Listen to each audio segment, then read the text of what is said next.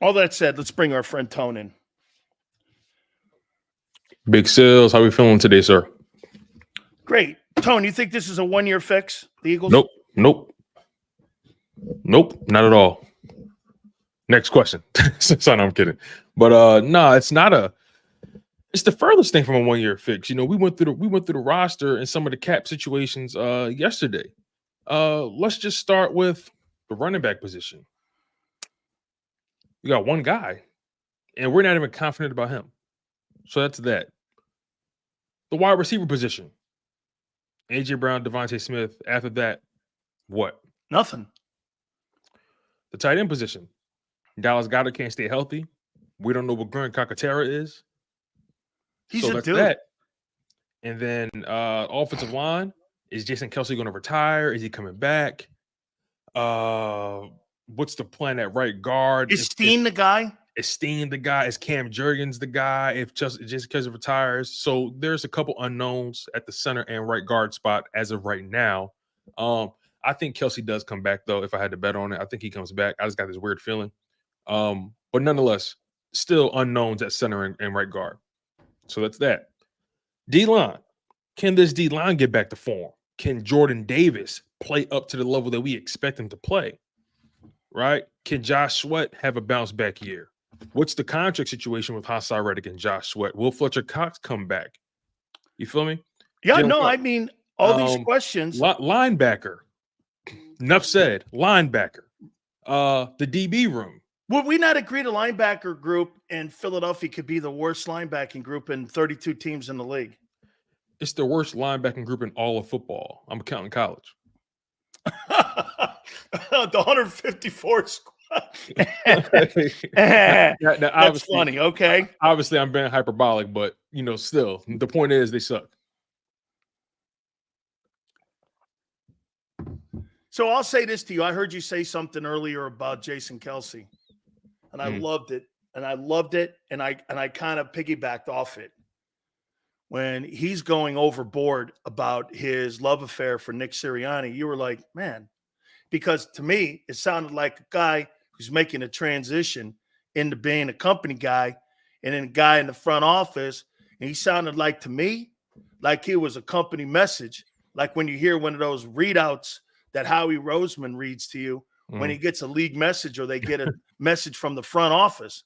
I don't know about you, man. That's the first time that I saw Jason Kelce not be genuine, because nobody in their right mind thought that Nick Sirianni was a good coach the last 2 months of the season, nor did he have a pulse of that team.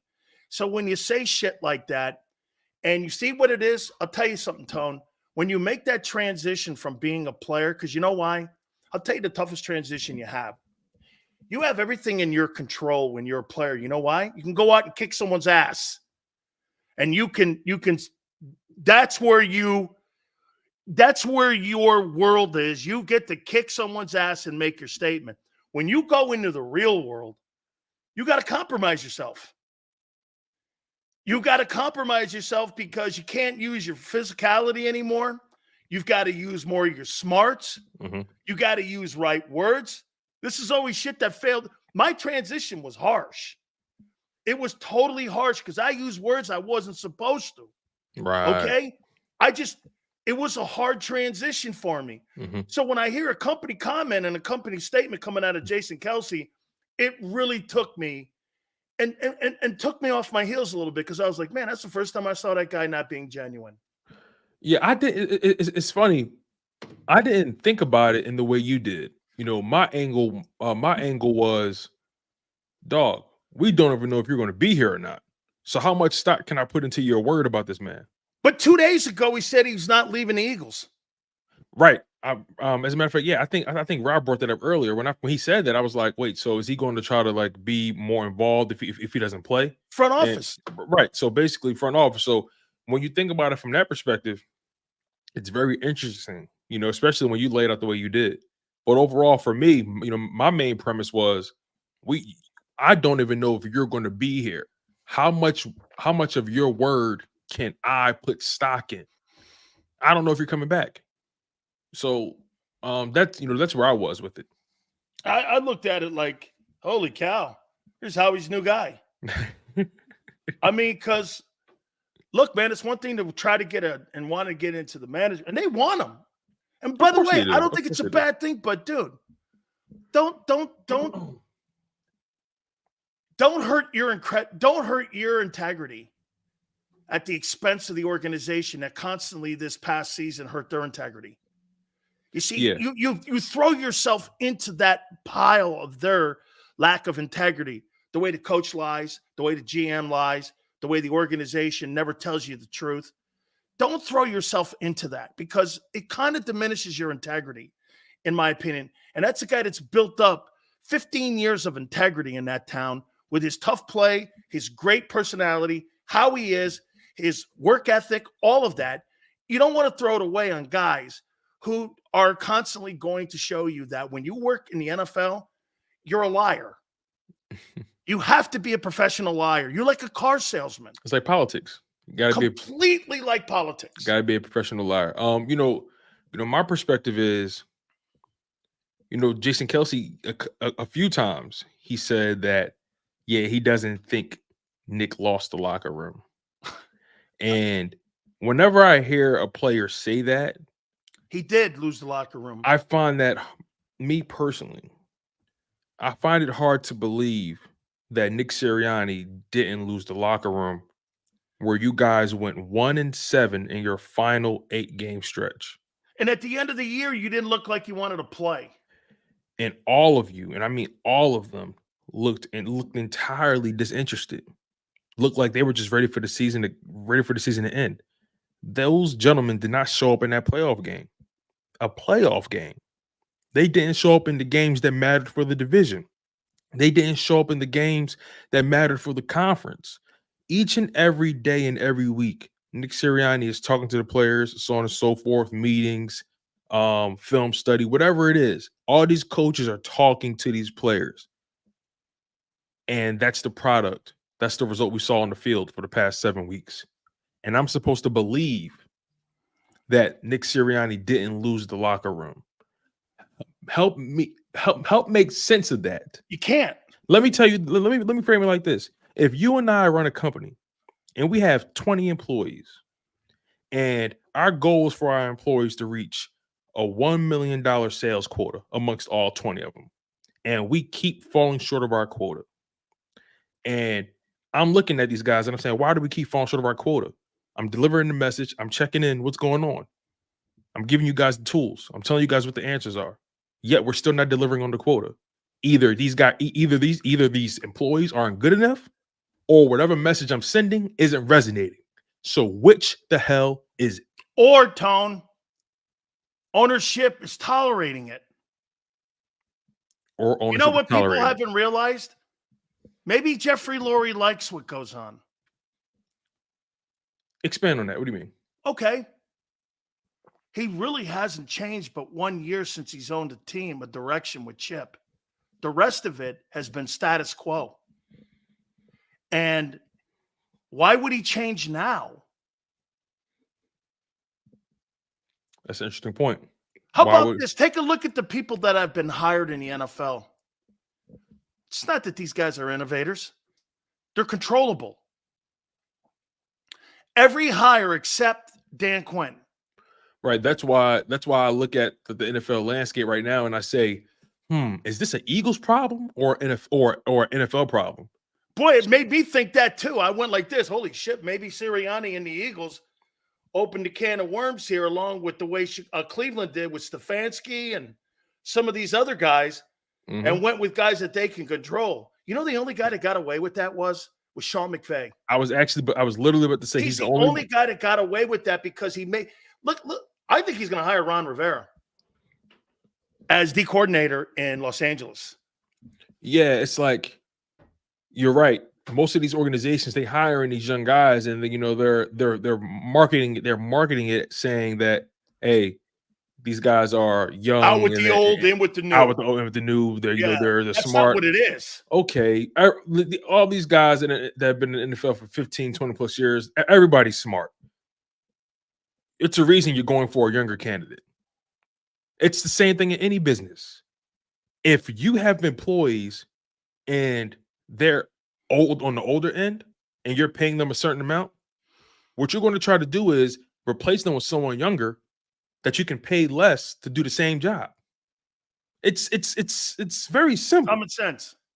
It's very simple. Common sense. Remember this, Tone. Control. Younger people are more controllable. Control or Lombardi. I think all these NFL franchises are asking themselves that: control or winning. Right. Control or winning. I think the And Chargers, that's why Lori only has one Super Bowl. and I think the Chargers finally made their decision. That's correct. And a decision that since they bought that team from Gene Klein, and they have always gone on the side of the general manager. Mhm. When they blew that guy out, I went, holy shit, the Spanos family has an identity crisis in Los Angeles. They want to be relevant in the building. And now the Chargers, are you not with me on this? The Chargers with Jim Harbaugh are must-see television now. Of course. And you said something also about Jim Harbaugh. I don't want to get too far off what we're talking about, but you said something about Jim Harbaugh that was very interesting. You said, what quarterback did he develop, right? And I'm glad you said that because it made me think. It makes more sense why he took that Chargers job. The quarterback's already developed. Correct. All you got to do is just what guy in Michigan? Now he had Andrew Luck at Stanford, right. And can we say he developed Colin Kaepernick? Can we say that? Yeah. So, you know, but I'm talking about a college guy. But I know what you really mean though. So Michigan. yeah, He couldn't recruit a guy. right. The scouting department gave him a guy. Right. So again, you know, when it comes to this Philadelphia Eagles team, the control thing, it's league wide. Yep. I think the Los Angeles Chargers finally made their decision of what side of the fence they want to play on. And I think the Philadelphia Eagles, with their latest coaching decisions, are still straddling the That's fence. Right. They're still strapped to the GM. Because if you look at the Vic Fangio hire and the Kellen Moore hire, from a distance, you say, oh, they brought some experience in. But when you really pay attention to it, you kept the head coach. So you're still straddling the fence. Let me show you where you're right. And let me show you here where a good GM compromises himself or how he doesn't. See, we're both in agreement. How he doesn't compromise. Is that correct? Doesn't compromise himself? Yeah, he doesn't compromise himself. No, linebackers, running backs, having control of the team, position coaches. Correct. He doesn't compromise himself. Yeah, I don't believe he does. Here's the difference between Howie Roseman and Ozzie Newsome. They hire Brian Billick and they hire John Harbaugh, and they put guys in the building that know how to build rosters and are coaches. And it kills me when I hear dumbasses say, well, let's say, you know, he's more of a CEO kind of guy. But John Harbaugh was a coach his whole life. That Harbaugh family are all coaches. Mike Tomlin coached with Tony Dungy, right, and with Monty Kiffin in Tampa. They were in that organization and helped build the Bucks. Nick Sirianni hasn't built shit. You can't be called a CEO when you had no control over building your company. He's had no control. How can you call him a CEO, Tone, when he had no control on building the company? He parachuted in, and they put him in a role. That's why at this point, when I hear people do bring up the CEO coach thing with Nick Sirianni, I always throw in the fact that, well, is he closer to Jason Garrett or Jim Harbaugh? Because if you ask me, he's Jason Garrett. He's totally Jason Garrett. If you ask me. Let me ask you a question here. With the hiring of Kellen Moore, doesn't that expedite your expectations of Hurts more this year? That if this guy can't read the defenses, he can't pick up blitzes, he doesn't show better feet in the pocket, and he can't get guys open. Doesn't that, again, I'm not saying you make a move. By the way, when I say this, I'm not saying, well, Sills, you're going to fire him after 2000. No. But what I'm going to say is, I'm going to start questioning if he's the guy. And I think that's entirely fair. Here's my opinion on it all. You know, when Kellen Moore was hired, and I was made privy that all his offenses have been number one or top five, when it comes to responding to the blitz, my antennas went up. Immediately, I said to myself, oh, Jalen Hurts is on the clock now, because he struggled with that from 2021 up until now. Even in the year when he balled out, he still struggled against the blitz, but they had answers still. And let's be honest about this too. Even that year when they were balling, there were games sprinkled in there when the offense was sputtering. Oh yeah, And they had no answer for the blitz. A la that Arizona game, remember? absolutely. All we saw were bubble screens all day, and they kept getting Devontae Smith blown up. I don't know how he survived that game, but he survived it. The Colts game, they had a hard time responding to the blitz. That Colts defense was good, still is. So I say all that to say, this offseason is going to be crucial, not only for Howie Roseman, not only for Nick Sirianni, but it's going to be crucial for Jalen Hurts, because you're entering year 4 as the Philadelphia Eagles starter, and you're going to be entering year 1 as the franchise quarterback.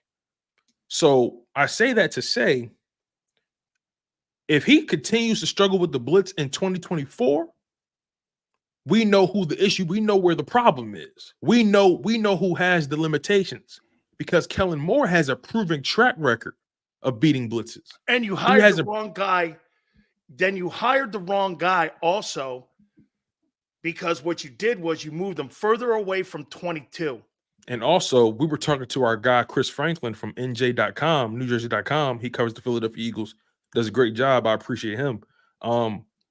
I asked him about the Kellen Moore hire, and immediately he said, I was a little confused, because I felt like Cliff Kingsbury made more sense, because if you hire, and I'm paraphrasing, of course, but he basically said in so many words, hiring Cliff Kingsbury would mean you're leaning more into what Jalen Hurts does well. You're trying to maximize his skill set. Yep. Whereas though Kellen Moore, that hire indicates you're trying to add on. Remember what I said yesterday to you, Tone? I said, are you hiring Kellen Moore to put him in the image you want? Or are you hiring Kellen Moore to go to Jalen Hurts' skill set? Now, I will say this, though, right? Because, we talk about these coaches a lot, and you're real big on player accountability. Jalen Hurts has to ask himself, how great does he want to be? Because in my humble opinion, you don't get the greatness by continuing to do what makes you comfortable. That's my humble opinion. Now, some may say, well, this is sports. You want to always lean into a guy's strengths. Okay. But then the offseason comes. See, you lean into a person's strengths in the season. That's when you do that. Yeah. But when the offseason comes, it's time for you to get in the lab and expand your game. Absolutely. In basketball. Because they're expanding ways to cover you. Exactly. If the NFL was learning me, I have to learn the NFL. You get what I'm saying? So completely. So Jalen Hurts, again, you bring in a guy like Kellen Moore, who has a proven track record of beating the blitz. You better bet your bottom dollar that Jalen Hurts is on the clock now when it comes to getting better. You're entering year 4 as a starter. It's time for you to step up. That's $50 million a year, $250 million being put in your pocket, Playboy. As far as I'm concerned, this fan base, these people, they buy tickets, they buy these your jerseys. They invest in your merch and all that kind of stuff. You a Jordan brand, people rocking with Jordan more so because of you in the city. Not like people wasn't rocking with Jordan in the first place, but the bottom line is Jalen Hurts, a lot of blue collar people invest in this franchise, the tailgating, everything about it. These people work hard to pay for these tickets. They work hard to get where they got to go to these games. They pay for parking. Jalen Hurts and the other professionals on that team, do y'all part and we'll do our part. So again, I'm not for just leaning into. I don't want Jalen Hurts to be an RPO quarterback his whole life. I'm looking for Jalen Hurts to elevate his game. I'm looking for Jalen Hurts to be a gunslinger back there. Think about what you said about the fans, though. And people don't understand it. Say the ticket's average that you're getting a great ticket, or $350, and you got a family of 4. You want to know the average? That's a $1,200 ticket. You want to know the average ticket for a Super Bowl ticket right now? $10,000. Get this. Think about it, Tone. When you go to Lincoln Financial next year, and you got a family of 4, $350 a pop, you're looking at $1,400 in tickets for a family of 4. That's not counting the $100 in parking. That's not counting Jerry, and little Susie's banners that you buy them, where you're talking another $150. That's not talking about the hot dogs and the burgers and the beers and the Cokes. You're talking about a $2,000 investment on a Sunday. Exactly. $1,400 on your tickets. For $350 per ticket, 4 tickets, that's $1,400 plus $100 for parking. That's $1,500 plus another $300 that includes merch and concessions. Most people don't have that disposable income any longer. Come on. So again, when I see people on their day-to-day grinding, when not growing up in Philly, when I seen store owners sweeping the front of their stores, and I see people walking up and down the streets with their Eagles gear, and I see people selling their pretzels and they waters and they water ice in front of the stadiums. Come on, man. That means something to me. That means something to me. When I see people in my city printing T-shirts, selling them on their tables, walking around the building, trying to make $1, to support their families. That's right. Meanwhile, these guys making multi-millions doing their thing, and all we asking for is for you guys is to elevate your game. And by the way, play hard. And play hard. Effort. See, Philly's the kind of city, if you play hard and you grind, we love you forever. Yeah. We love you forever. And guess what? I believe Jalen Hurts has that mentality. But again, I'm as many questions as I had about the Kellen Moore hire, when I really think about it in the bigger scheme of things, they trying to make that man great. Because Jalen Hurts needs to expand that skill set. He can't be an RPO guy in his 30s. He's going to have to start slinging that ball. It's just that simple. Let me go here with you now. I'm rocking. Listen, I'm pulling real quick, Sills. I'm pulling for the city. The energy I give every day is about the city. It ain't about one player. It's about the city I came from, the city I'm born in. I ride for my city. So therefore, I'm going to hold everybody accountable when it comes to it. As you should. Are you more concerned about the relationship with Nick Sirianni and Kellen Moore, or Kellen Moore and Jalen Hurts? Nick Sirianni and Kellen Moore easily. Because, how's that dynamic actually going to work? Especially when we all know Nick Sirianni is coaching for his job. I've talked to John McMullen about that quite a few times, and me and him are both on the side of this can't end well for Nick Sirianni. When you're on the sideline or you're in the booth and you're Kellen Moore and you're play calling and you're situational play calling, and Nick comes parachuting in with an idea, and he says no to it, is he going to have that autonomy to say no? Or are they going to, what's the pecking order? Because Nick says, okay, well, this is now, they're going to have is he going to interfere with this? I don't know. That's a good question. Because if I was the head coach, Tone, and you were driving me towards a loss, and I said this to you before, well, got to tell you something. If I'm going to go down, I'm going to put the boat down myself. I'm not going to let you drive me down, because Kellen Moore is going to be the interim head coach. Because again, when you put Nick Sirianni in a situation where he's coaching for his job, how do you expect that dynamic to work with a guy like Kellen Moore, who you interviewed for the job the same time you interviewed Nick, but you ended up choosing Nick, and then you bring in the guy that didn't get the job in as your OC a few years later, and we're supposed to think Nick Sirianni is just safe and this is just a kumbaya session? Come on, man. I can't. I ain't gonna lie, my bad. I keep getting distracted. The live chat is hilarious. Oh my God. Hey, wait, Tone. Dude, seriously, man. I gotta hand it to LJ, man. His stamina is spectacular. He's gonna post 25,000. Hey, listen. My wife counted. He's gonna post 25,000 times this year on our show. I mean, we got to give him something. I got to get him. Well, look, the only way you can have that kind of stamina is if you're used to using that hand. You know what I mean?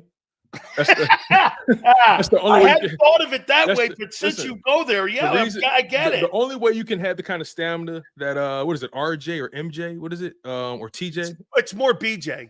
Okay, yeah. The only way you have that kind of stamina is if you're, you keep the hand nice and greased up. You know what I mean? I'll say this about Tone. Let me say this about Tone's takes, because I've been listening to him from the sports take to this thing. He's consistent across the board, even when he's with John. He's dude. I'm very consistent. You know what? Don't ever let anybody tell you any shit. Don't worry about Oh it. no, it's hilarious. It's hilarious. Listen, my resume. You know, my because re- remember something. You know what they want you to do? Remember, they're standing on a little anthill, right. and they want you to recognize them and see what you do is you act like their lord. Eventually, you do this. I acknowledge you. Kiss the ring. And they could kiss the ring, and then you send them back to their corner with their little dunce hat. And that's all you do. It's all good. Because you know why? That guy will be here tomorrow. So Oh, of you can course, insult him all you want. Of course they will. That's why That's what. See, you can I insult that appreciate it. guy, LJ, all you want, because he'll be here tomorrow. Because you know why? When he Right. goes to bed at night, he doesn't reach over for his wife. He reaches over for a pad, going, "Oh, I got to write this down for Cilio." Or he reaches over for a sticky magazine. Sticky magazine. All right, let me get to something that's actually. Oh man. man. All right. What are you Oh, going to do man. with Nakobe Dean? Make him work for it.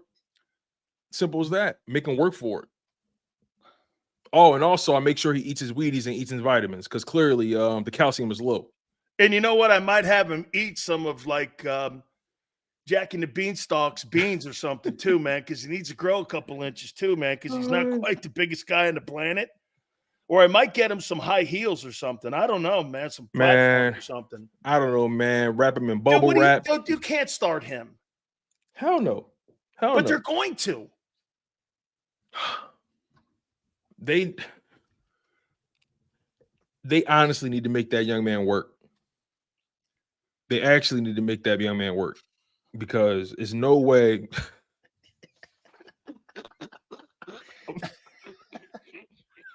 What'd you think, Tone? What'd you think? You were going to come to this show and you were going to have it easy? No, I always know what I'm walking into with this show. Oh, yeah. But I don't think people realize that they're paying to insult us. I respect it. No, me too. Oh, my God. Are you kidding me? I love LJ. No, actually, I do appreciate LJ. I do too, man. You can't have that kind of stamina putting the money that he puts up right like he does all the day. And puts his, get this, like I said, watch his, Tone. Okay, so my wife says it's 30 posts an hour. 30%? Yeah, so that's 60 over 2. So 120 a day times 5. LJ a legend, man. He's a legend. Hold on. That's 600 a week. LJ's a legend. That's 1,200. Watch this. That's 1,200 posts every 2 weeks. And every month, that's 2,400. Over 10 months, that's 24,000, which means 30,000 times this year. LJ's going to donate money and he's going to post and call you Tone Cilio. Hey, listen, man. LJ's a legend for the fact that, he gives great takes. He's a smart individual. Best believe that. And look, if he wants to keep giving us his allowance, it's perfectly okay with me. Yeah. That's his condom allowance.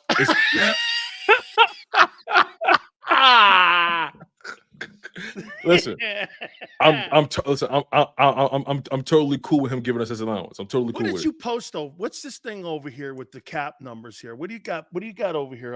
I've been looking at that the whole time. What do you got? What do you got down there? Oh no, I just got it queued up ready in case we talk about the money. Because go to AJ, because you know what?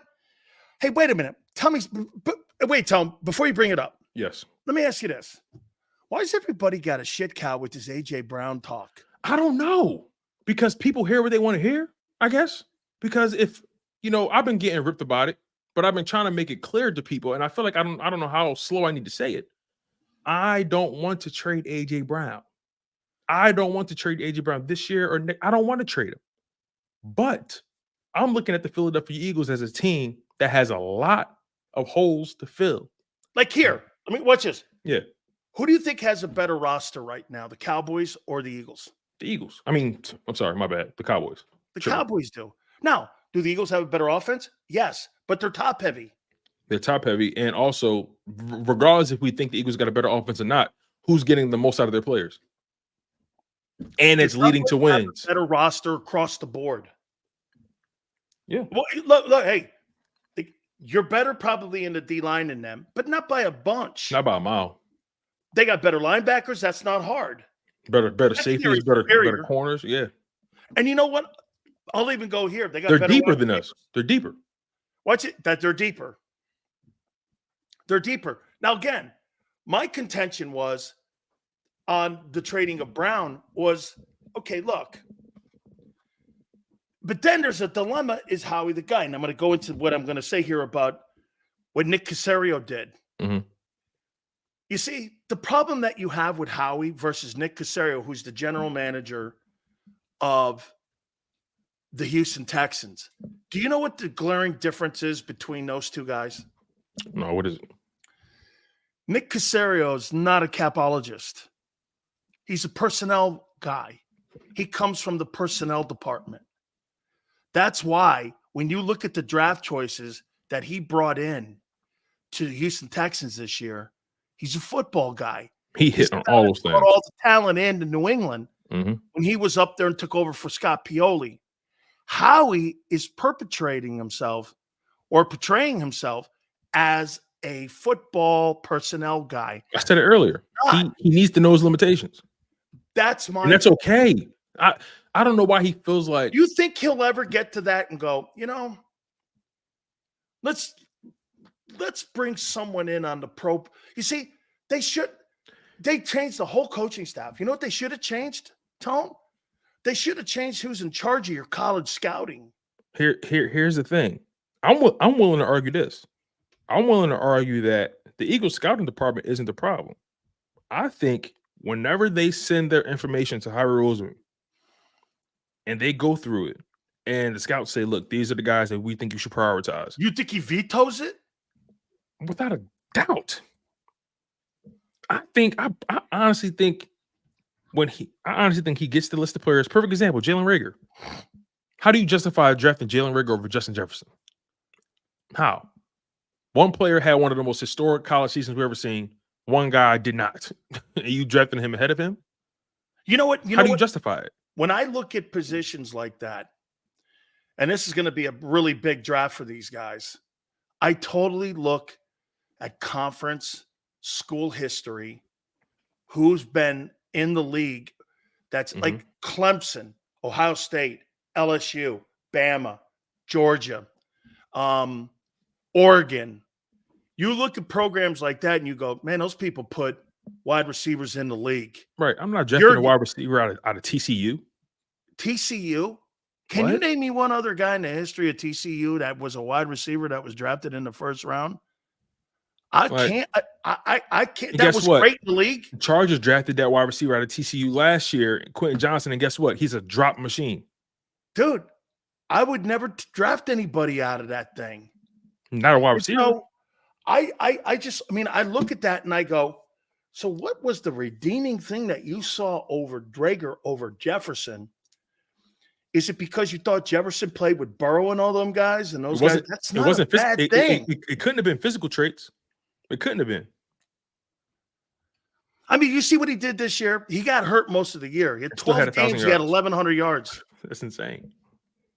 So he was on pace for like almost 2,000 yards himself. If he was healthy, I bet he would have put up 2K.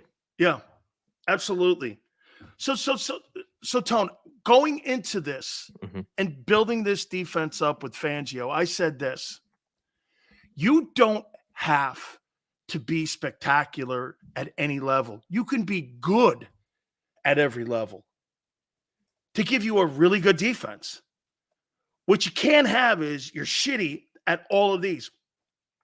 Like you can't be, well, we're pretty good here at D tackle. We're not very good at linebacker, and we're not good at all in the secondary. You're never going to retool that defense that way. So I would say this. Is Fangio going to have more say in the personnel that he's going to look for to being able to bring in? Or is that still going to come down to Howie? Because if that's the case, it's status quo. Exactly. You know, I'm glad you said that. I want to bring this up for you because here's the thing. Look at this right here. So, right, what we're looking at right here, Eagles fans, we're looking at the Philadelphia Eagles roster in terms of how the cap and how the money is distributed amongst the cap on a per player basis. So, for example, Hassan Reddick, he has a $21.3 million cap hit, and it's 8.7% of the cap. So my point in bringing this up is I want to ask you. I want to ask you when it comes to these defensive players, and we're going to go through each group. Look at this. Who is worth bringing back, investing in? Who you want to move on from? That's where I'm at with you right now. I want to pick your brain based on that. And some of these guys we never even heard of. So Graham's out. I don't think BG comes back. Graham's out. I don't think he comes back. I get this. It's not the money, Ethan. I want the roster spot. It's the roster spot. You know, me and Rob said the same thing. It's not even really about the money. It's about the roster. It's about the spot. BG's worth every cent of that, but as a player, he's not. Right. So you got Hassan Reddick, Josh Sweat. Both of those guys are entering contract years. What's going to be the game plan with those two guys? Now, the market value for Josh Sweat right now is $20 million per year. Right now, that's the estimated market value, $20 million per year. For Hassan Reddick, the estimated market value is $15.8 million. So are either those guys value for Reddick is $15 million and there's a cap of 21. That means he's starting to devalue. Yeah. Yeah. A lot of people must look at the age. So you might want to start thinking about moving him. Yeah. I think people look at the age because if I believe if Hassan Reddick was 26. I look at market value. Right. But what I'm saying is I think his market value is what it is because of his age. It can't be because of his production. Right, exactly. It can't be because of production. Because Josh Sweat has not produced like Hassan Reddick has. Yet, Josh Sweat has a higher market value on the open market. Reddick's losing his value. I'm dumping him. His value, listen, his average salary for the Eagles is $15 million now. His average market value is $15.8 million. He's losing value when your cap is 21. When the cap hit is 21 and your market value is 15, you're undervalued. He's losing. He's losing value. Right. So, and you're right. It's got to be because of the age, and also I would think because of his limitations. Yep, and the cap hit. So let's go down to the. So we did defense. Let's go to D tackle. D tackle. You got Fletcher Cox. Well, we don't know if he's coming back, but that's no money. By the way, how about the Browns want him? Listen, I think Fletcher Cox can get about. I think Fletcher Cox can get 15 from somebody. Maybe 13. You think 15 is pushing it? I do. I think between 10 and. Okay, I look at it like this. The first year he came 13, something like that. The first year he came back with Philly on a 1-year deal. Remember how they cut him and then brought him back? It was 14. Was it 14? Okay. Yeah, it was 14 million. And then the 2023 season, the season that just ended, it was 10 million. Yeah, See what they did was they fully guaranteed those two contracts. Yep. So he got 14 million in the pocket easily. Then he got 10 million in the pocket easily. So I think realistically, he may get between 10 and 14 on the open market. Is that reasonable? But I'll tell you this. Hey man, that Milton Williams also has market value. I want to get Milton Williams more reps. But you could also dangle him out there for a corner.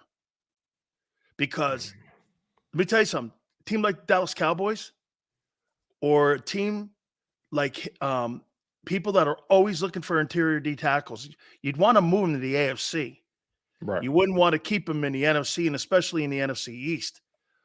But if you're get this, you see, you can't look at guys that are old and don't have value if you're trying to build and get draft picks. Milton Williams is an asset. Yeah, look how young he is. Yeah, I like where the Philadelphia Eagles are from an age standpoint at DT. They're in a beautiful position. You got a 34. But it fell apart. It fell apart because of conditioning and all that kind of stuff. So and I think experience. Yes. Because a guy like Fletcher Cox knows how to ride an NFL season. And you know can I mean? tell you something else? I think they made a coaching error by not starting Williams more. But because Howie believes in his draft picks, and those guys have to start, like we saw with Nakobe Dean, Milton Williams faces the Eagle way of doing business, which is if you're wherever you're drafted. See, there's a class system in Philly. If you're a first rounder, you're playing and starting. No. If you're a first rounder, you're starting. If you're any other round, you're playing, but you're not starting. Yeah, Milton was drafted in the 3rd round. So and his you could get a 2 for him. I think Milton Williams. Yeah, I think you very well could You get like may a get a bottom one. yeah. For Milton, I would say mid 25 to years old, and PFF has him rated as one of the top producers for the amount of reps he no. gets. I hear you, but I'm looking at it from Probably not a one, Tone, but maybe a not a two, one. I middle would say two. middle two. I'm willing to go that far. Yeah, I think you get a middle two for Milton, and At it's the a end of high the day, value do I want position. to get rid of him? No. But, Right. okay, do I get rid of a tackle so that I can get a linebacker or corner? Mm. No, I can't. I can't see myself getting rid of. I can't. For a starting linebacker or a starting corner? What's Starter? more of a priority on No, a team? A backup when tackle or a corner? no, when you say start, when you add starter to it, then yeah, I'm Well, trading. I'm not trading him for a bag of vittles. Right. You know, if you add starter onto that, yeah, I'll trade. I would trade a player for a starting corner. I would trade Milton Williams for a starting corner. Remember, you got Fletcher still. Now, you're not going to get in. You couldn't get shit from Fletcher because of his age. Right.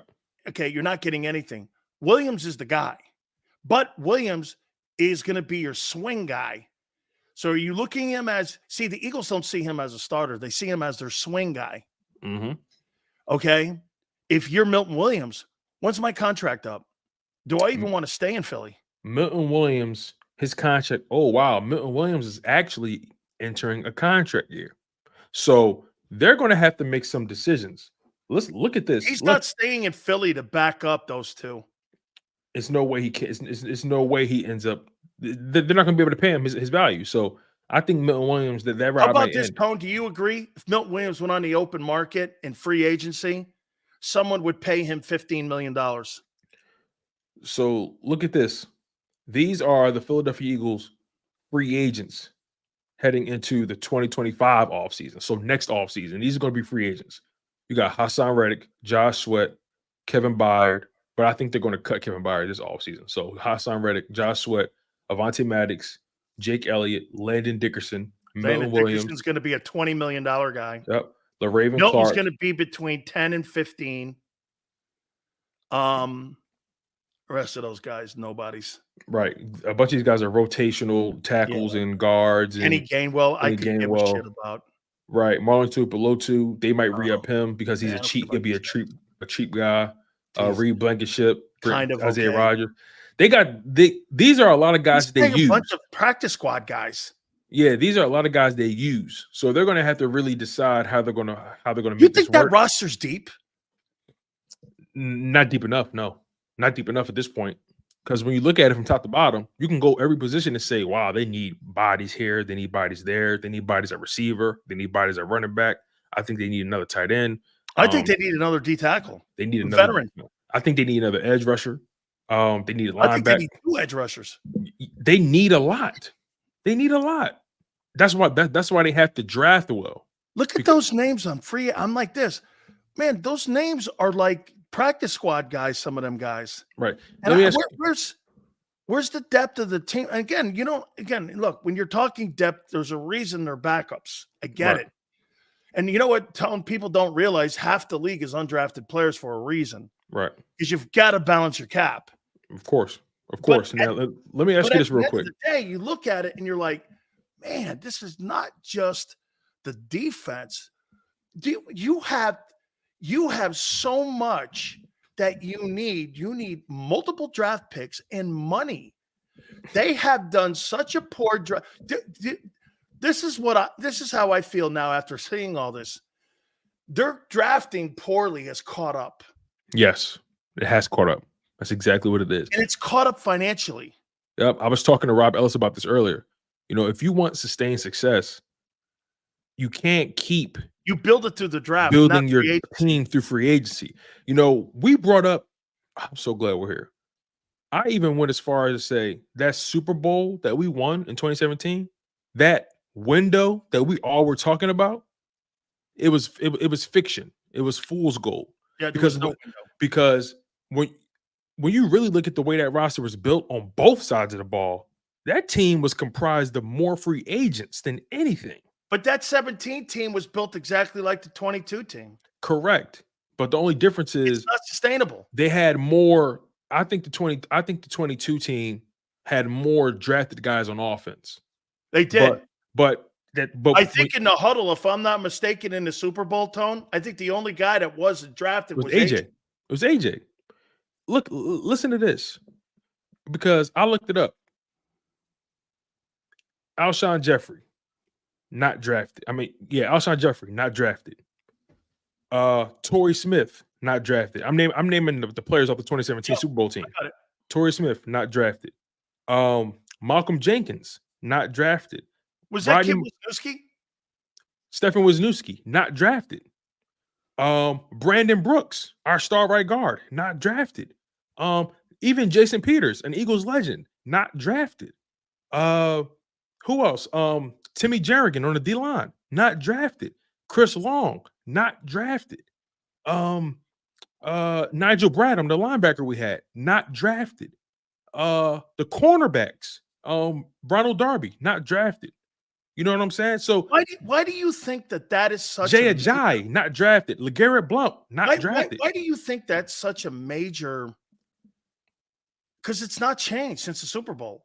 That they have not get this. Now that you say it, Tone, when it comes to this offseason, they're going to stay status quo of what they did in 17 and 22, because that's their benchmark on how to build a team. Because get this, they put so much faith in Howie Roseman. And what happens with Howie, he doesn't give himself any latitude because of the inability to miss in them drafts that gives him the fortitude to be able to spend money in other places, that he's got to rebuild that team every 2 years. And the mistakes that they make in the draft, it financially catches up. And that's why when you see the team, you're like, look at the shit they put on the field this last year. Mm-hmm. That's why you're 4-11 3 years ago.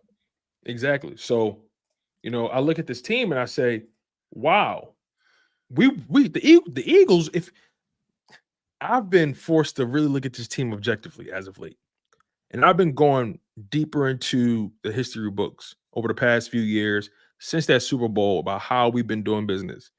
When you really look at it, the Eagles have been on borrowed time for a while. If we're being honest, how they built the team, the drafting, the inconsistencies there, the up and down nature of the coaching situation, the Philadelphia Eagles have been on borrowed time since they drafted Carson Wentz. I'm willing to make that argument. You cannot have sustained success if you're not drafting your players. Every time you draft a guy and you fail, you have to sign a guy in free agency. You're burning money. I don't know why I keep always doing this.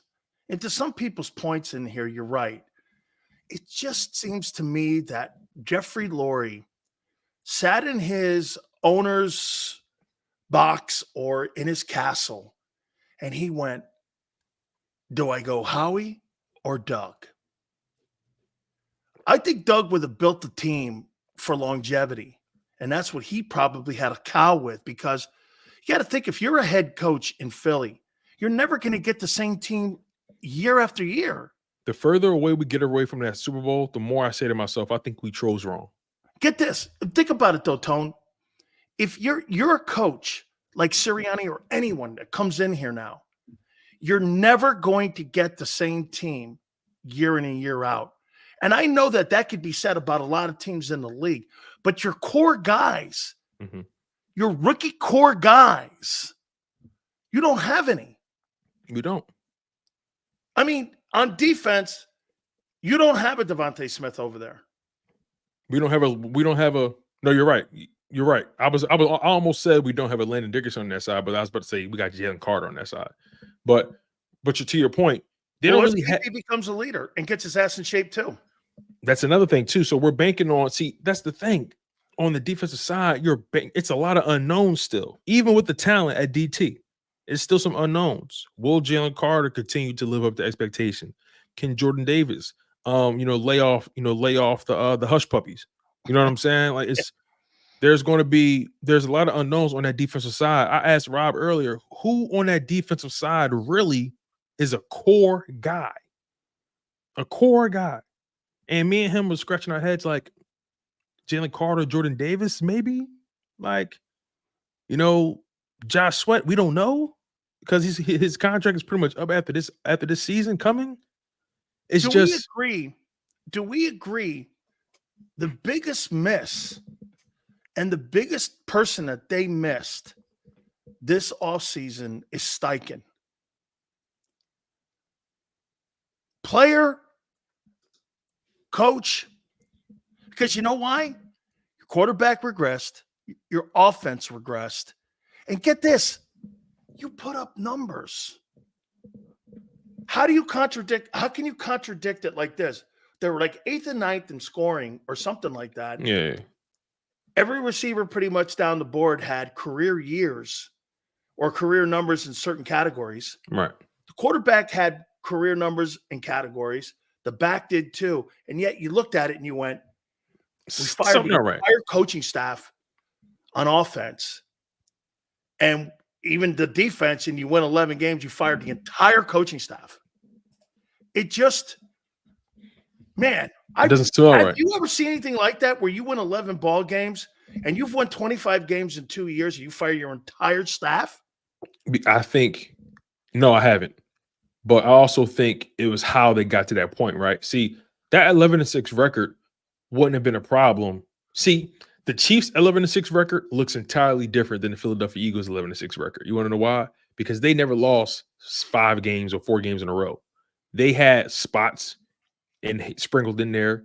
But again, if those 6 losses that the Eagles had were sprinkled around, let's say they lost to Miami or, and they lost to Dallas. They split with Washington. Okay, that's 3 losses right there. Let's say they lost to San Fran. That's 4 losses. They lose to, I don't know, the Rams. That's 5. Like if they sprinkled those losses around, we would feel totally different about this situation. Would we not? Oh, completely. They lost their final 5 games. They lost to the Seahawks. 7, and whatever they were from the bye, they were horrible. They were 1-7 from Seattle on. Yeah. Right? Through the Bucks. Right. So when I see that, how can I look at that? A championship team doesn't lose. Championships teams don't do that. No. That's not a Super Bowl contender does not do that, or can even come back from something like that. So again, that 11-6 record, that's why I always say all interceptions, all records are not created equal. They're not. Like that's a great comment there. PI, you think 1-7 is a trend? I thought we always say 3 games is a trend. Yeah. So 1-7 is definitely trending. That's a trend. Okay. Are these coaches going to eradicate that trend? But they fired the old ones. Let's see if Kellen. I can't definitively say that. But we always say we got to see how it goes. You're bringing these. All right, I'll put you this way: is Kellen Moore a high quality hire? Yeah. Yeah. Is Vic Fangio a high quality hire? Yeah. Yes. Now, are they great hires? I don't know yet. But it's quality. How about this? I don't know if that's the right word. How about this? Are they compatible hires? I can roll with that.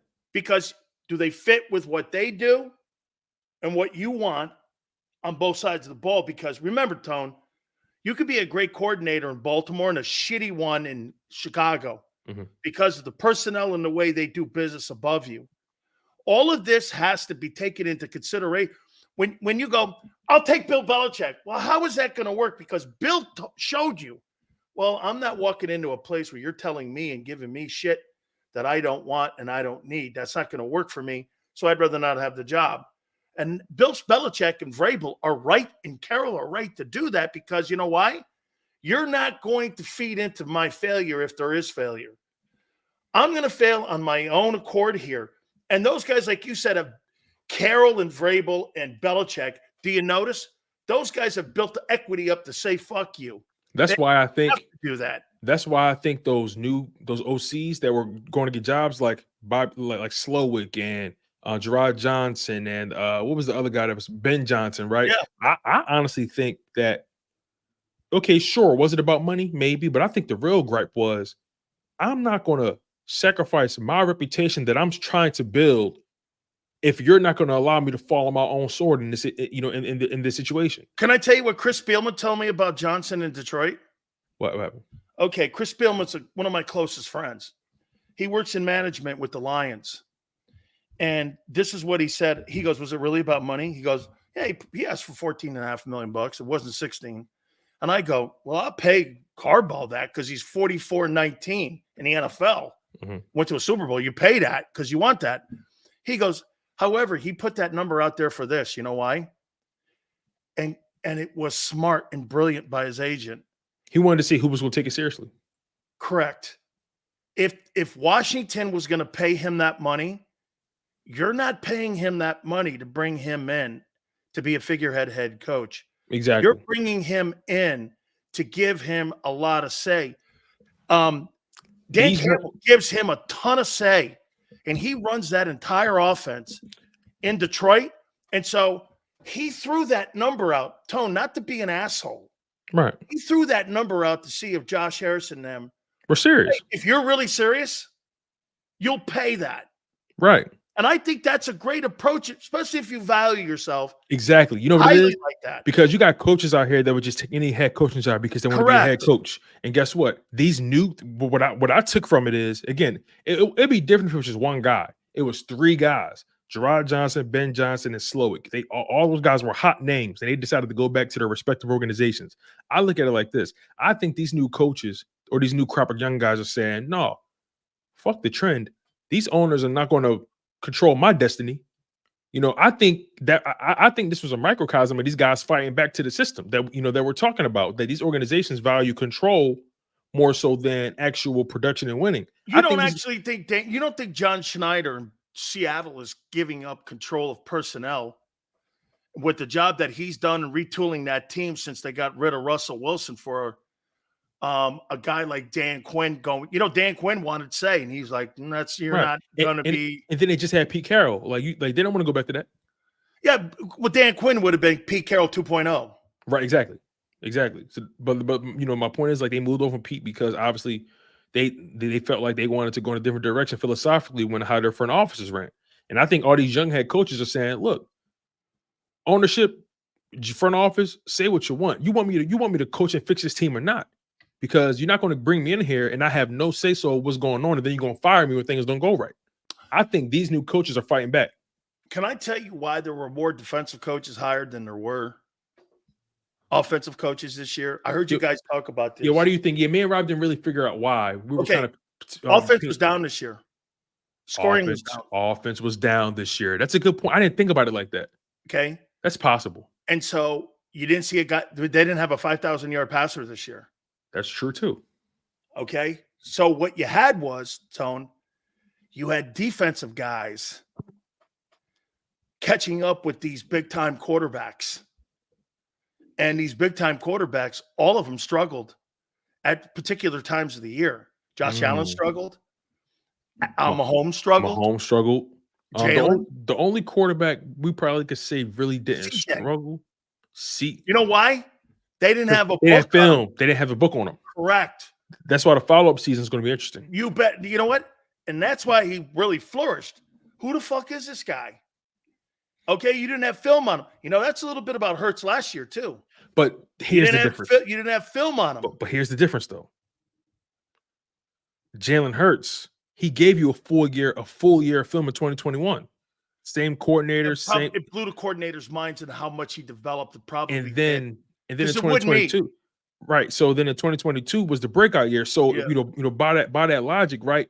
In year 2 of you starting, the league should have a better book on you. But for Jalen Hurts in year 2, he took the league by storm, and I think that's because the league still underestimated him. The roster, though, caught up to the predictability because, as you say, well, shit, man, the most targeted wide receiver in the NFL was A.J. Brown, and then you had Devontae and then nobody else. So you're going to those two guys. I didn't have to cut. Do you actually think that I would cover any one of those other guys? Right.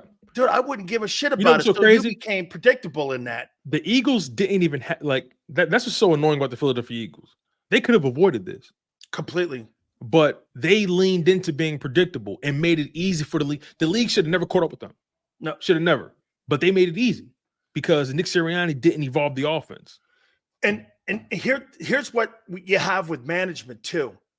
I'll tell you, these owners, isn't it crazy that the owners now in the league are more rock stars than the head coaches are? Back in the day, you had Buddy Ryan, you had Johnson, you had Ditka, you had Gruden, you had all these big personality coaches. You don't have those guys anymore. You have these bookworm CPA kind of guys who work with the analytics department in the front office. And now you know what you're going to get? This is what you get when you get these young guys, okay? Innovative, defensive-minded guy. We're going to bring a coordinator in, and on that side of the ball, he's going to be like two head coaches. You see what they did here? They're splitting the head coaching. They've actually diminished it in a way because guys like Sirianni, you're actually driving the prices down of guys like Belichick at $28 million. You know why? Bill is the head of personnel. He's the head of the football team. And when you do this, You know what you're describing? you don't really have a job. But here's $6 million. You know what I you're don't describing? have to pay these guys $25 million anymore like I have to pay Sean Payton. You know what you're describing? What you're describing is called a separation of powers. Yes. What they're doing is they're Separating the power, and I own you all. they're baking in checks and balances for every single person. You see, instead of giving one person access to A, B, C, and D, what they're doing is they're hiring 4 people. One person has access to A, one person has access to B, one person has access to C, and so on and so Keeping forth. costs down. And they're keeping costs down and keeping everyone in line because everybody has to answer to somebody. It's very smart. It's control. But I also think these new crop of head coaches peep that. They understand that and they say, nah, I'm not taking a job just because you think I need it that bad. I'm not taking a job just so you can just blame me for whatever goes wrong and I have no control over the situation.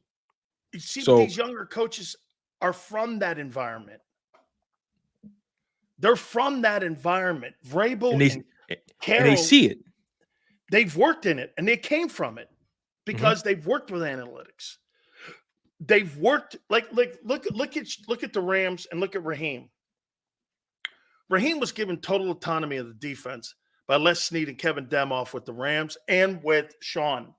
And that was something they did. Atlanta went, wow. So Raheem will run the defense. We'll help him hire a great offensive coordinator. We'll draft the quarterback, and we'll go from there. Raheem's going to have say, but he's not going to have the final say in what quarterback gets drafted in Atlanta or if they make a deal to bring Cousins in. Because the right thing for Raheem to do is get a stopgap guy in there. Get a Teddy Bridgewater in there. Get a Kirk Cousins. That's going to cost you some money now, Cousins, because he's going to have a 4 at the beginning of his number. Yes. Speaking of Teddy, he's retiring. So he's retiring. Okay. Yep. But somebody like that. But your point still stands. I believe that me and Rob talked about this, and tell me what's your thoughts on it and how feasible it is. Could you see Russell Wilson playing in Atlanta? Now remember, we know he doesn't go anywhere Sierra doesn't want to go. Sierra, born and raised and from Atlanta. Is that an option? What's the cap space? Let's find out. Because the cap space, when you put the top teams with cap space, those will be your destinations for Russell Wilson. Okay? That will be where you're. Hey, it's great to say I'd love to see him in Pittsburgh. Pittsburgh doesn't really do that. Exactly. But if Pittsburgh have cap room, they might entertain that because I think they're a quarterback away. So as of right now, the estimated who the top cap 5 space, teams? So the estimated cap space for the Atlanta Falcons is $29.8 million. Estimated cap space going into 2024 offseason. Okay, that's not counting restructuring and players not coming back. So you're probably going to be around 35. Yeah, it's possible. You're going to need 18 for your draft. You could make that move for Russell Wilson there.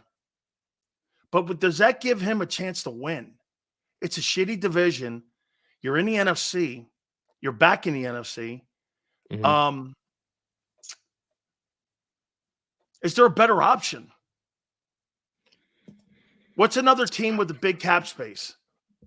Let me see. Because Wilson and Cousins are gonna help somebody, Tone. Agreed. They're gonna help somebody. All right, let's see here. So 2024 NFL salary cap tracker, all 32 NFL teams ranked by cap space. So here we go. All right, okay, here we are. I'm going to pull this up for you. And I got this from PFF. Good. They update their stuff every hour. All right, here we are. Let me Wow, zoom the in. Commanders in Washington. All right, there we And go. Dan Quinn has worked with Russell. Could Holy Russell cow. Wilson end up? You know what? Russell Wilson in Washington. That may work. That may work for the simple fact that, like you said, the Dan Quinn connection, but also I think Josh Harris and Magic Johnson, I think they're trying to make a splash. I think they're trying to reinvigorate interest in that organization, in that city. I think How about Sierra? now will she go for will she go for Landover? A black quarterback in DC. The last one they had was what? Doug Williams? RG3. RG3, excuse me. RG3. My apologies. So, all right, Commanders have the most cap space, 73. That's a great landing spot. Mm-hmm. So, all right, who else? Titans, 71.8. Texans, 60. The Texans are going to kill it this offseason. Oh, my God. Watch this. That's how it's supposed to look. Can I tell you this? See, that's right. That's what the Eagles are supposed to look like. Okay, that's right. Let me show you something there what the Texans can do. Texans bring in Mike Evans. Put him on the other side of Nico Collins. That would be nasty. You know, as a matter of fact, what are the free agents for all wide receivers? Let me check that out real quick. Free agents. Well, Diggs is going to be because they're going to release him. Diggs could very well be a free agent. All right, so here we go. Off positions, wide receiver. Yo, the Texans are sitting pretty right now. They are so ahead of schedule, and I love it. So, as of right now, okay, so you got Mike Evans on the market, Odell Beckham, Curtis Samuel, Tyler Boyd, Cedric Wilson, Kendrick Bourne, DJ Chark, Jamal Agnew. Odell Beckham made $16 million last year, and he had a shitty year. You got Calvin Ridley, T. Higgins, Van Jefferson, Sterling Shepard. There's a lot of names that Houston can go through. Okay, let's say Houston can get their hands on Mike Evans, right? Let's just say that they can't. You still can make a play for T. Higgins. You can make a play for Tyler Boyd. You can make a play for Marquise Brown if you want to add him. But I think they already got a guy like him. So I think they need a big body. I think Houston needs a possession receiver. They got a lot of fast guys. Tone, look at this for a second. The Titans have $65 million in cap space, and they have $13 million, almost $14 million in dead money. That's insane. That's insane. They have a mountain of money to spend, and they still have dead cap money like that on your books. Look at the Cardinals. Look at the Lions. Mike Evans. Look at the Lions. Dude. They were just Goff's deal's up. Oh, so what's the play? What's the play with him? Goff's deal's up this offseason. Okay.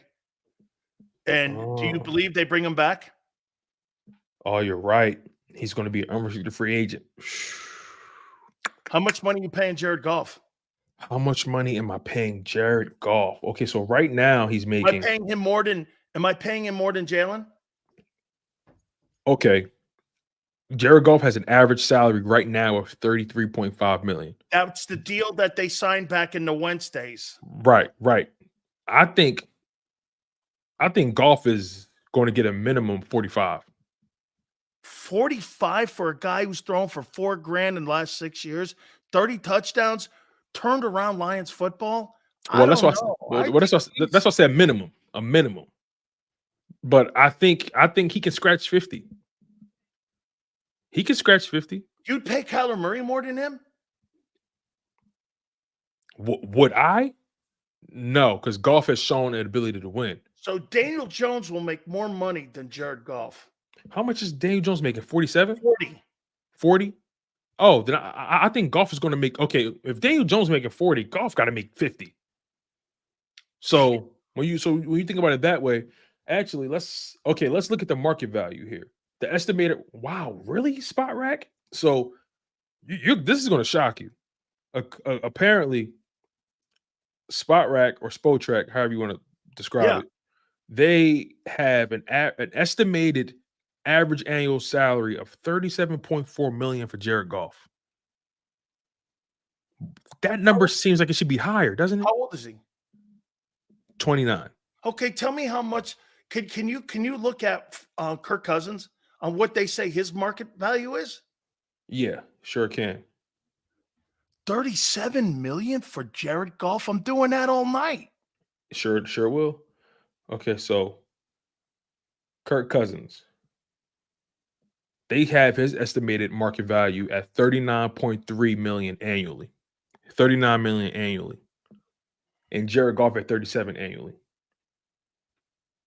I think Goff is getting north of 40. Goff's getting 45 to 50. Yeah, I think Goff and Cousins are getting north of $40 million easily. Man. Could you see Atlanta making a play for Kirk Cousins? Oh, completely. Absolutely. Because Raheem knows.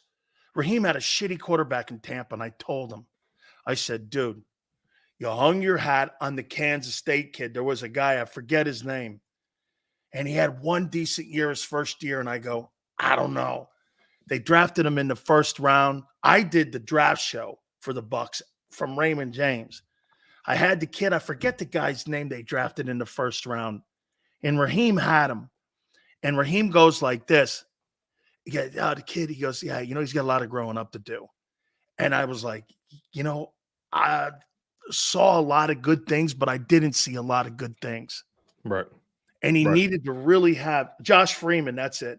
Josh Freeman. I remember him. They drafted his quarterback. And they drafted him out of, was it Washington or? No, K-State. Kent State. Kansas State. Kansas State. Excuse me. State he came from. Kansas State. Shit, he might have played with Barrett. No, he didn't play with Barrett. No, I don't think so. He was after him. No, Barrett too old. Okay. Yeah, Barrett came in the 90s. You're right. It's early 2000s. Oh, man. But Josh Freeman, man. And then the next year, he just completely imploded on himself. He imploded. And then Josh Freeman, he was drafted by – where did he go? Was he drafted by Tampa Bay? Yeah. Okay, yeah. That was Raheem's quarterback. Okay, got you. Now listen to this. Look at the Eagles cap situation. $20.2 million. Now, granted, they only got $4.2 million in dead cap money that they got to worry about. So that's not that bad. That's good. That's really good. So, but the Eagles right now, they're going to have between 16 to 20 million in cap space. Where did people come up with this 28 million when they said I was wrong? I said it was 20. Where they coming up with 28 million? I'm not sure where 28 million was at. Let me look and see, but I don't recall seeing 28 million anywhere. Yeah, I was like, because I get the rundown also from the NFLPA, mm-hmm. And then I said that they have 20 million in cap space. 18 of that's going to be allocated towards the draft. So I think $2 million to play around with. I don't know. Maybe it changed once they made some of those trades during the midseason, but still, 20 million is where they're at. I'm trying to think, what can they do with $20 million? Let me go here with you on this. Let me say this. Mm-hmm. If I'm Philly, I have to restructure Hassan, corners. You think AJ Brown would restructure his contract if he gave him money up front so that you could get an additional $25 million between those four players and you can have some latitude to make some moves? If he's the person I think he is, yeah. If he's the person I think he is, yeah. Especially if you say, look, we're not taking money from you. We're just trying to move it around. We're going to give you your money more so up front. And anytime you give them the player, typically that's the selling point for guys when you restructure. Where we're not taking money. We're just moving it around so we can give you more up front so we can make some more room on the back end for people. Guys typically roll with that. Absolutely. Tone, I thank you, my friend. By the way, tomorrow we got a stacked show tomorrow. Oh, we're packed. Tomorrow, 2:30, we have Ron Jaworski. Tone at 3:30, Merrill Reese at 4:30, and Philly Godfather, who got killed, I have to think, with the Ravens stuff. Hey, between the Cowboys and the Ravens. Yo, didn't he put up like 10 grand for the Ravens? I thought it was 15, but hey, who's counting? Hey, who's counting? Who's counting right when you're the Godfather? Who's counting? Absolutely, man. Tone, great stuff, my friend. Yes, sir. You got it. Our good friend Tone. Hit the like button. Keep it here on the National Football Show.